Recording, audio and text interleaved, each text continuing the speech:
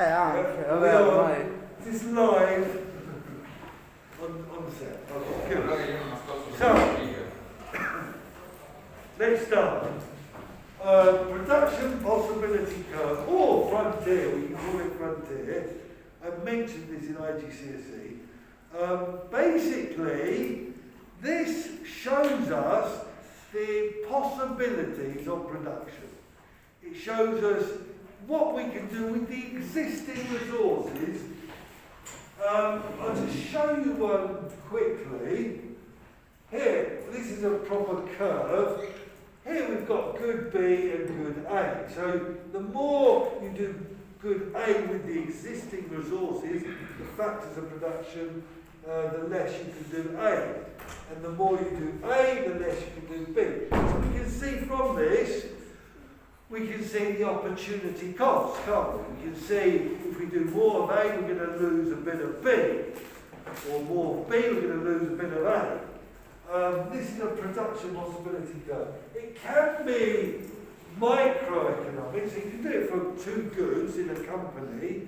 Micro, remember, micro is looking at the small economic picture, a market or maybe a business, etc. Or macroeconomic. You can do a possibility curve for the economy, where you get maybe goods on one axis and services on the other. Or maybe capital goods that produce, and on the other consumer goods which we consume.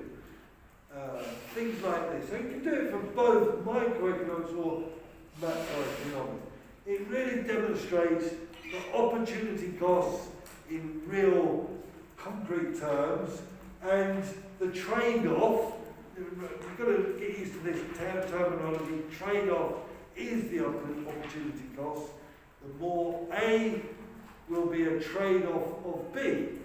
So, and it shows the scarcity. You've got the limit of the curve. The curve is the limit of the resources. Remember, the resources are scarce. Yes, and the limit of the resources. So, we're going to look at the curves now. When you're ready. Yeah. So, we'll look first at this curve, because this is the normal curve. Now we can see here, we can see A and B. Goods B, goods A. We've got a position here, Y, on the curve. That means all the resources, the factors of production are being used. And if we move to X, we can see the opportunity cost. We're going to lose this much of good A, but earn this much of good B. So this is the opportunity cost, this margin here, this number between, and this is how much we increase. So we've got an opportunity cost there. If we've got a point inside, that means not all the factors of production are being used. Remember the factors of production: land, labour, enterprise and capital. Here, they're not being used, all of them. Maybe they're idle or maybe they're inefficient. They're not being used well, properly. Okay, so outside, it's not possible with the existing factors of production. You need more factors of production to reach here. Okay, so this really is the possibilities. Now, why is it a curve? Why not a straight line?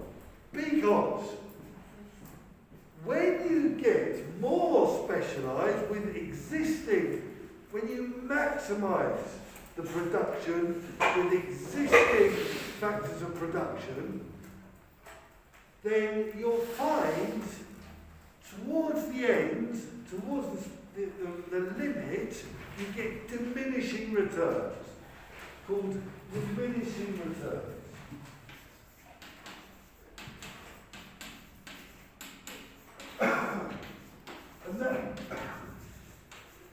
And that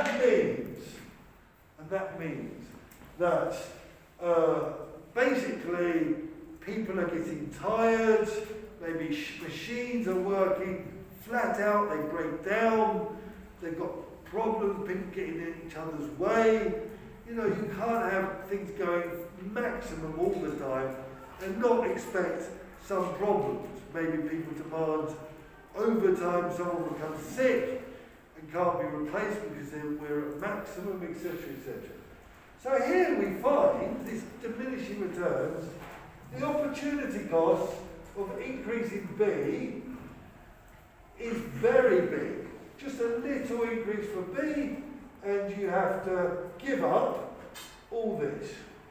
So opportunity costs become greater and greater as we specialise to the maximum of the use of resources on one specific product. Now, that only works, it's only a curve really, because we have different factors of production for goods B and goods A. If they're the same factors of production, you might not reach these diminishing returns. It can be a straight line or straightish. Okay, so we're literally just changing production of good B for good A. No, the other way around. Good. So we're producing more of good A, and all the factors of production are exactly the same people, the same machines, the same materials. Maybe we're just doing a different mix. Yes?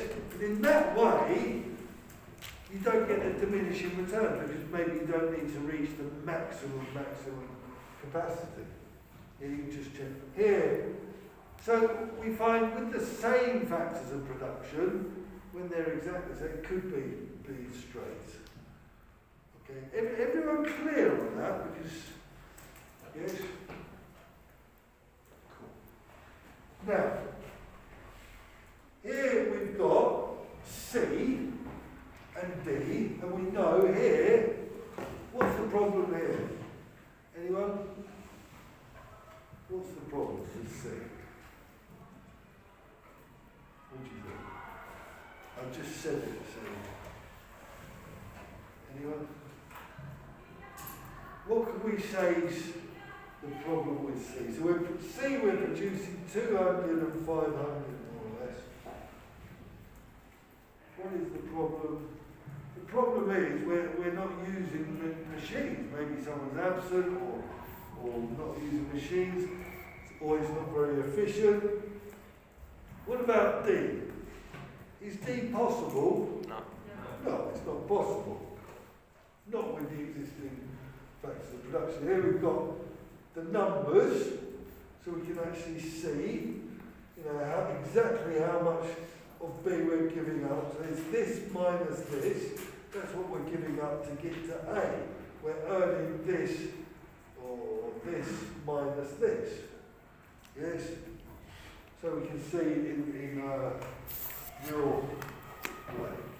Now you could have a possibility curve shift that looks like this. And here, if you increase the factors of production for televisions, if we imagine the production is cars and televisions, it's a bit unlikely, but this is just a model. If the business invests in some technologies, maybe adds workers that are specifically for televisions, maybe they can increase in television, they can shift it. Not so much on this curve, but maybe a little bit they can help. New workers can help a little bit. We can see a shift in that way. Or it can go the other way, it can go like that. Yes, if we invest in factors of production for cars, it could end up looking the opposite. Okay, so we can see shifts in this production possibility curve.